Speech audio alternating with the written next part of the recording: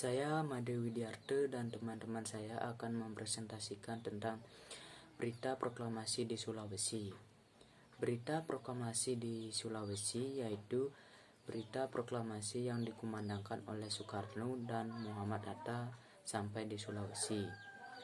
Sam Ratulangi yang saat ini menjabat sebagai Gubernur Sulawesi yang kedudukannya di Makassar mendapat tugas dari PPKI untuk menyusun Komite Nasional Indonesia.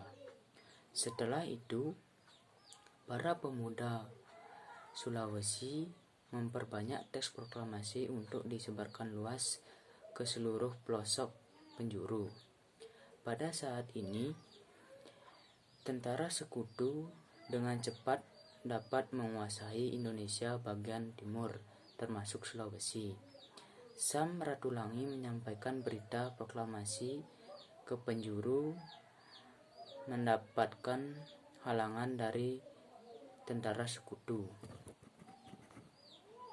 Para pemuda mulai mengorganisasi diri dan merencanakan untuk merebut gedung-gedung vital. Pada tanggal 28 Oktober 1945, kelompok pemuda yang terdiri dari bekas Kaigun dan Heiho dan pelajar SMP bergerak menuju sasarannya dan mendudukinya. Akibat peristiwa tersebut, pasukan Australia yang telah ada bergerak dan melucuti para pemuda. Sejak saat itu, pusat pergerakan pemuda dipindahkan dari Ujung Pandang ke Polom Bangkeng.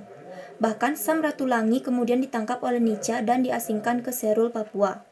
Berita proklamasi di Sulawesi Tenggara diterima di Kolaka, Kendari. Mula-mula yang diterima oleh kalangan Kaigun dan Heiho yang dibawa oleh tentara Jepang. Yang saat itu memimpin Heiho adalah Ide Heiso dan Sudamitsu Heiso. Terima kasih. Sementara berita proklamasi baru diketahui oleh rakyat Muna saat Jepang menyerahkan pemerintahan Muna kepada Ode Ippa yang kemudian meninggalkan Muna menuju Kendari. Di Buton, berita proklamasi diterima rakyat dari para pelayar yang tiba dari Jakarta dan Bangka serta orang-orang Jepang yang datang ke Makassar. Mula-mula berita itu diterima di Kepulauan Tukang Besi Wakatobi. Di Sulawesi Tengah, berita proklamasi diterima oleh rakyat pada tanggal 17 Agustus pada pukul 15.00 waktu setempat. Berita itu diterima oleh Abdul Latif dari tentara Jepang yang dikawal oleh 2 orang tentara Heiho dari Sulawesi Selatan, yaitu Saleh Topetu dan Jafar. Perwira itu mengatakan bangsa Indonesia sudah merdeka. Di Manado, berita proklamasi pertama kali diterima di markas besar tentara Jepang yang berkedudukan di Minahasa. Di markas itu terdapat alat-alat sarana komunikasi untuk mempekerjakan tenaga Indonesia dan juga robot digunakan untuk menerima berita damai dari Tokyo. Proklamasi saat itu disebarkan di seluruh penjuru dunia pada tanggal 18 Agustus 1945.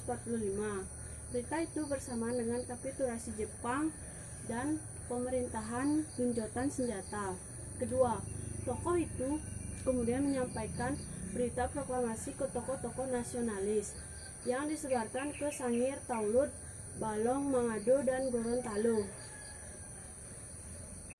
Setelah berita proklamasi kemerdekaan tersebar ke penjuru Sulawesi, sejak itu pula bendera merah putih dikibarkan sebagai tanda Indonesia merdeka.